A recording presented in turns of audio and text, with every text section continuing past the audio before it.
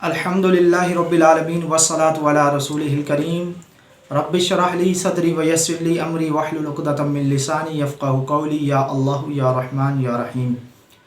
उम्मीद करता हूँ कि तमाम मुझे देखने वाले खैर व आफ़ियत के साथ होंगे।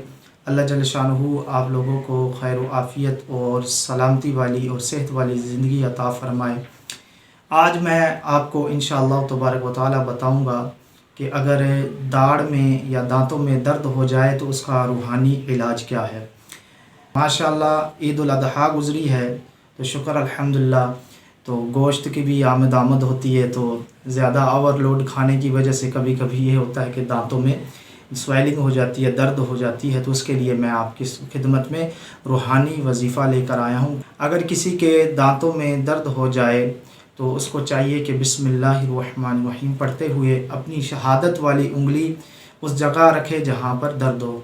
फ़र्ज़ कर लीजिए मेरी इस दाढ़ में दर्द है, तो मैंने अपनी शहादत वाली उंगली उस दाढ़ के ऊपर रखी और आपने पढ़ना है कुल हुवल्लज़ी अंशअकुम व जअल लकुमुस समअ वल अबसार वल अफ़ीदा क़लीलन मा तशकुरून।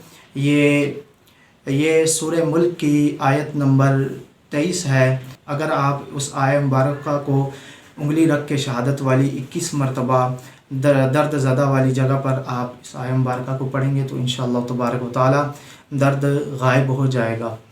अगर किसी और को दर्द है, यानी आप किसी और को दम करना चाहते हैं, उसको आय मुबारक ये याद नहीं है, तो उसको आप बोलेंगे कि आप अपनी उंगली उस दर्द वाली जगह पर रखें। यानी अगर दांत में दर्द है या दाढ़ में दर्द है तो उस जगह पर रखें और 21 मरतबा आप ये आया मुबारक पढ़ कर उस पर दम करेंगे और इंशाअल्लाह तबारक व तआला दर्द ख़त्म हो जाएगा।